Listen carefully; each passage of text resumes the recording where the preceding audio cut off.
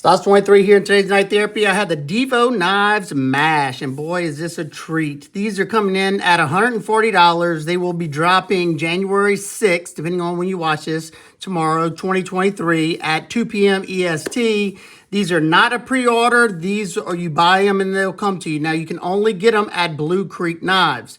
They are exclusive to Blue Creek Knives, and they will be dropping them January 6, 2023 at 2 p.m. Eastern time there. So if you want one of these, you better be ready because I'm sure they're going to go fast because they're a very, very nice knife.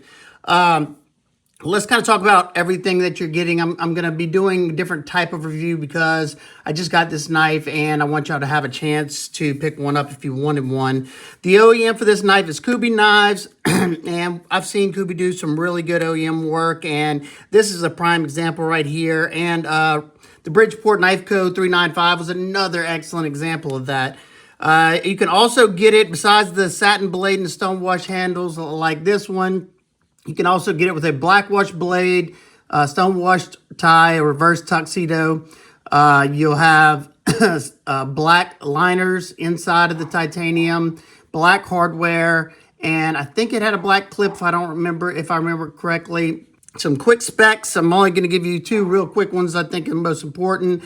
Your overall length is 7.5 inches, so it's a medium to full size EDC knife. I think it's a full size depending on how big your hands are. That'll determine how, the size you look at it as. The blade length on it is 3.3 inches. And you can get all the way up to that cutting edge, the way this sets right there. As you can see, I wear a medium to large glove, and I have a lot sticking back. If you want to choke back, you can. But I find this a sweet spot for this knife. Let's take a closer look at this. It has a blade that really reminds me of the Richard Rogers SLT. It's a very, very useful blade. You have that low tip that sits underneath the pivot. So it's going to be the jack of all trades type of knife. This is one that I love doing the testing on because you have that very, very gradual belly. So it's not going to slide out of cuts whenever your natural arc of that wrist turns. And it's going to work on the flat cutting surface really, really nice. Doing those sawing type and the pinch grip like this. It just works very, very well. The blade steel on this is going to be 14C 28N. So that's how he was able to get the price down to $140. That is, in my opinion, for this knife, I think that is outstanding. 14C is an outstanding budget steel. It takes a stupid sharp edge, and it holds it for a reasonable amount of time. Plus, it's super sharp, and it's highly corrosion resistant. You have a very nice row of jimping here that extends out. Now, there may be a few minor changes. This is a prototype. I think he made some small changes, and that's all for the better, so nothing to worry about there. So I'm not going to go in detail to the fine details. The wire pocket clip, I'm pretty sure he does them to where you can put a Lynch replacement clip there if you want.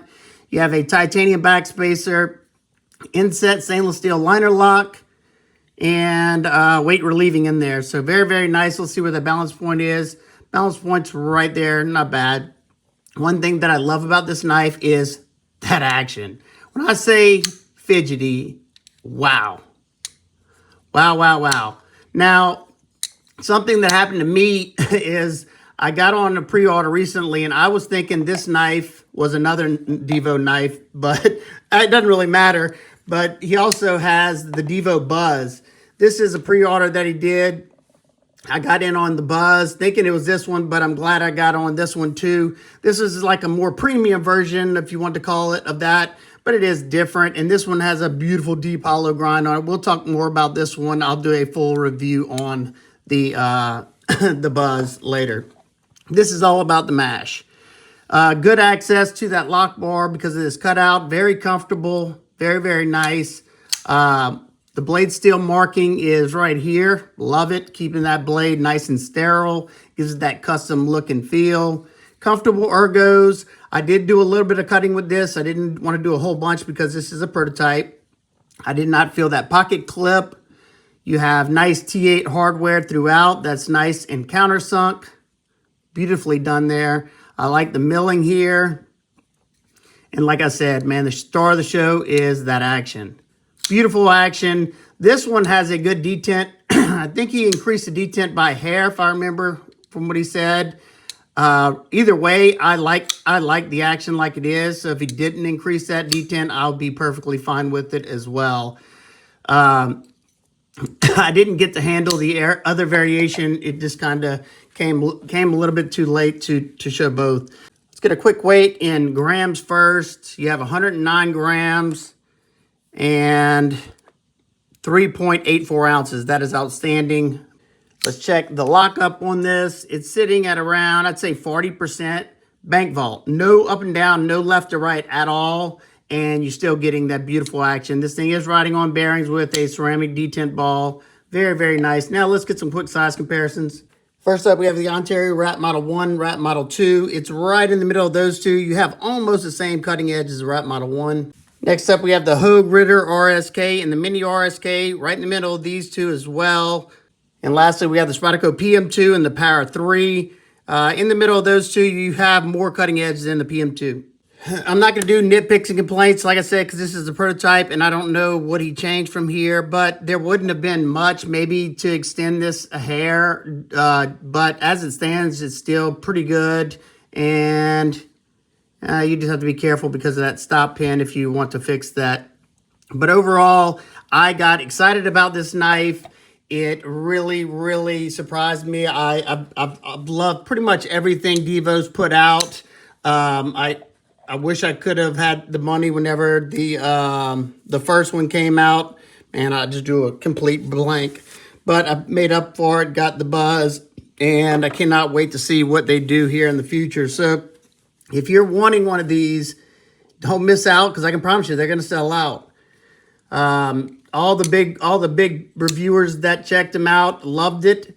You know, Jim Skelton, Knives.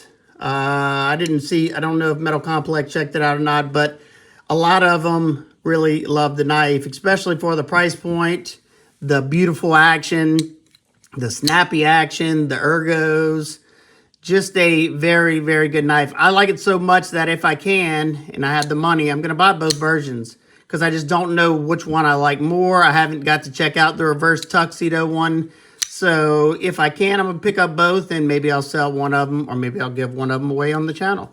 I don't know. So there you go. If you have any questions, comments, concerns, please leave them down below. I'll have links to this knife and the drop down in the description. I don't have a discount code to Blue Creek Knives, but I know some of my fellow reviewers do. So definitely check that out. So if you need it, want to get a little discount on there, you might be able to. All right, guys and girls, I hope everybody's having an awesome day. I will see y'all on the next one. Peace.